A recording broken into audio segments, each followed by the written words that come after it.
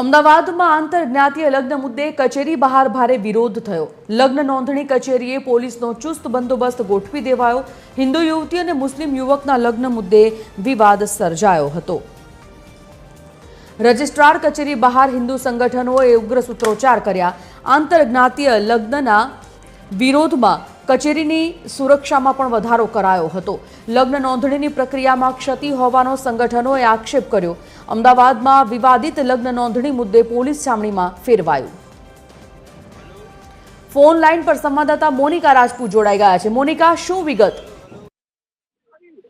બિલકુલ સંજીવની જે પ્રમાણે કીકાટા કોર્ટમાં જે લગ્ન નોંધણી કચેરી જે છે ત્યાં હાલ તો જે પોલીસ બંદોબસ્ત ગોઠવી દેવામાં આવ્યો છે। જે અમદાવાદની યુવતી અને મહેસાણાનો જે યુવક વચ્ચે હાઈકોર્ટ દ્વારા જે છે આદેશ આપવામાં આવ્યો છે। તેઓ જે બંને છેલ્લા 5 વર્ષથી લિવ ઇન રિલેશનશીપમાં રહેતા હતા।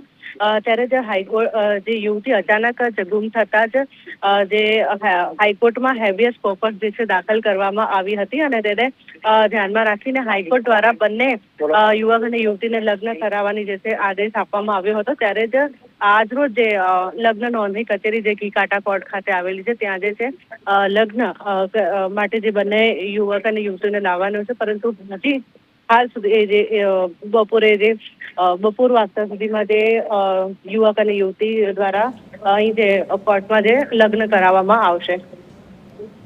ધન્યવાદ મોનિકા।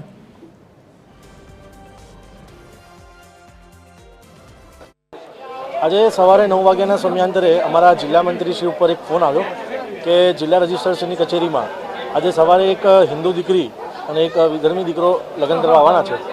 તો મળતી માહિતી મુજબ જ્યારે અમે સવારે આવ્યા ત્યારે જોયું હતું તો 2 PSIથી વધારે અને 2 ડિવિઝનની પોલીસ પણ છે। 100થી વધારે પોલીસનો કાફલો અહીંયા ઉતારી દેવામાં આવ્યો છે અને આવું અહીંયા વારંવાર થતું રહે છે।